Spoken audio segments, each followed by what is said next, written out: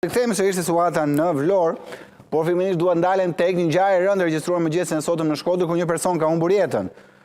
pas një shpërthimi që mbetet ende i dyshimt se cila ka qenë arsyeja. Kam Teodor Gjergën në këtë lidhje të drejtë për drejtë. Teodor, më trego pak çfarë ka ndodhur me këtë shpërthim, çfarë është ajo që ka shpërthyer, se u dyshua për diçka tjetër, por më bën një përmbledhje të gjithë situatës. Atëherë themi të përshëndes, Hysni Ymeri, 67 vjeç, është viktim e asaj që tashmë dyshohet që të jetë një atentat i mirë organizuar me shpërthim me lëndë plasje të telekomanduar pikërisht pas krave të mi. Fillimisht u raportua edhe nga policia e Shkodrës si një shpërthim i cili dyshohet që të ketë ndodhur brenda boksit të njësive të shpërndarjes së energjisë elektrike pikërisht në zonën e Xhabijeve, në hyrje të qytetit të Shkodrës, pikërisht në apartamentin pas krave të mi, por pas ekzaminimit dhe reagimit që ka pasur tashmë edhe zyrtar nga OSHE, e cila është shprehur se nuk ka pasur asnjë lloj shpërthimi të ndodhur brenda aparatit pra bokseve të shpërndarjes së energjisë elektrike, tashmë policia ka zhvendosur totalisht hetimet drejt një atentati të mundshëm ndaj 67 vjeçarit, baba i 2 fëmijëve, i cili banonte pikërisht në katin e 4 të godinës e cila ka shpërthyer. Duket se të paktën si ajo çfarë dyshon policia, bëhet fjalë për një atentat duke marrë parasysh se në momentet kur 67 vjeçari është ulur pikërisht në katin e parë ku dyshohet të jetë vendosur edhe lënda plasëse, menjëherë diçka ka aktivizuar lëndën plasëse dhe ajo ka shpërthyer, duke i shkaktuar dëme në pjesën e trupit dhe pavarësisht se është ndërhyrë nga forcat nga bluzat e bardha të qytetit Shkodrës, falni, ai nuk ka mundur që të mbijetojë dhe ka humbur jetën rrugës teksa transportohej në spitalin rajonal të Shkodrës. Paktën këtë ndyshimet e deri më tanishme Ilir, policia ndodhet ende në vendin e ngjarjes,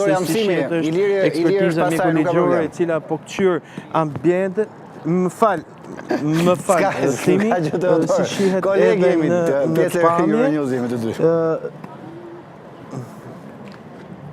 patjetër.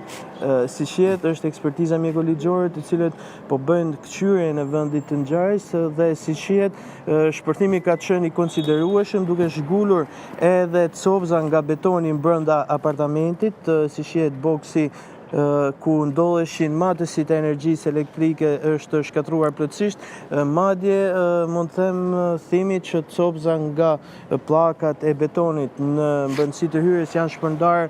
disa metra përgjatë të gjithë hapësirës së trotuarit në këtë zonë. Siç e thash, 67 vjeçari Hysni Ymeri është banor i këtij pallati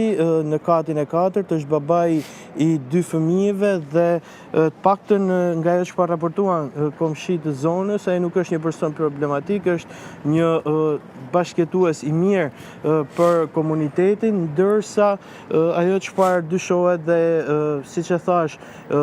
burimet e policisë dyshojnë që mund mos ka pasur konflikte të vjetra apo të ketë pasur arsye të tjera që të mund kenë shpën në vendosjen e lëndës së plasëse. Policia ndodhet në vendin e ngjarjes, po merren gjitha kamerat e sigurisë dhe po shoqërohen disa persona të cilët mund të kenë qenë në vendin e ngjarjes dhe mund të kenë parë lëvizjet e personit që mund të ketë vendosur lëndën plasëse. Në pallat ka pasur edhe një kamera sigurie e cila dyshohet që të ketë filmuar dhe regjistruar shpërthimin dhe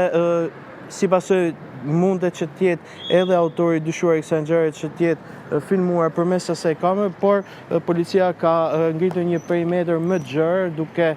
përgjatë gjithë këtij bulevardi, duke marrë kamerat e sigurisë për të bërë mundur që të identifikohet autori apo autorët e dyshuar të kësaj ngjarje. Siç e thash, nga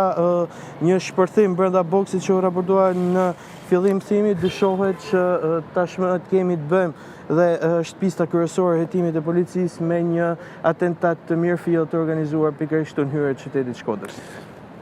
Teodor, shumë faleminderit për gjithë detajet që solle. Do të jemi sërish bashkë në minutat e në orët në vijim nëse do ketë zhvillime të tjera padyshim një ngjarje e rëndë që regjistruar mëngjesin e sotëm. Ndërkohë ndoqëm zhvillime si në Shkodër, si në Vlorë, do të jemi sërish me vëmendje maksimale tek ajo çfarë po ndodh në Vlorë, me mungesën e ujit të pishëm që ka sjellë në protestë qytetarët e Vlorës. Për 4 ditësh ka mungesë uji në perlën e turizmit të Shqipërisë.